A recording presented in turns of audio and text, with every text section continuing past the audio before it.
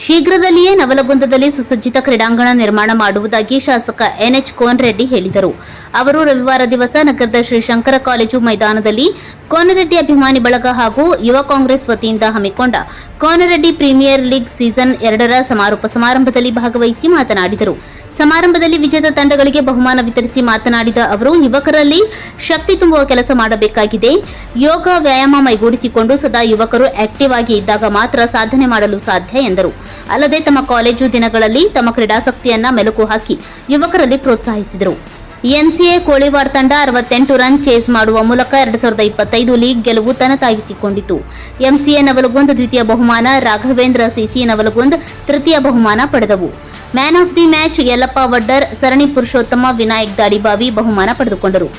ಈ ವೇಳೆಯಲ್ಲಿ ಗಣ್ಯರಾದ ಸೈಫುದ್ದೀನ್ ಅವರಾದಿ, ಪುರಸಭೆ ಸದಸ್ಯರಾದ ಜೀವನ್ ಪವಾರ್, ಆನಂದ್ ಹವಳಕೊಡ, ರಮೇಶ್ ನವಲಗುಂದ್, ಶಿವು ಚಲವಾದಿ, ಸಂಜು ಅಸುಂಡಿ, ನವೀನ್ ಹೊಸಗೌಡ್ರ, ಅರುಣ್ ಸುಣಗಾರ್, ಪ್ರಭಾಕರ್ ಮೋಹಿತೆ, ಕಿರಣ್ ಉಳ್ಳಿಗೇರಿ, ಶಂಕರ್ ಶಿರಗುಪ್ಪಿ, ಲೋಹಿತ್ ಪಾಂಚಾಗಿ, ದಾವಲ್ ನದಾಫ್, ಮದರ್ ಉಗುರುಗೊಳ, ಕೋನರೆಡ್ಡಿ ಅಭಿಮಾನಿಗಳು, ಕಾರ್ಯಕರ್ತರು, ಯುವಕರು ಹಾಜರಿದ್ದರು. ಆನಂದ್ ಬೆಳಗಲ್, ಕರಾಳ ಸತ್ಯ ನ್ಯೂಸ್, ನವಲಗುಂದ.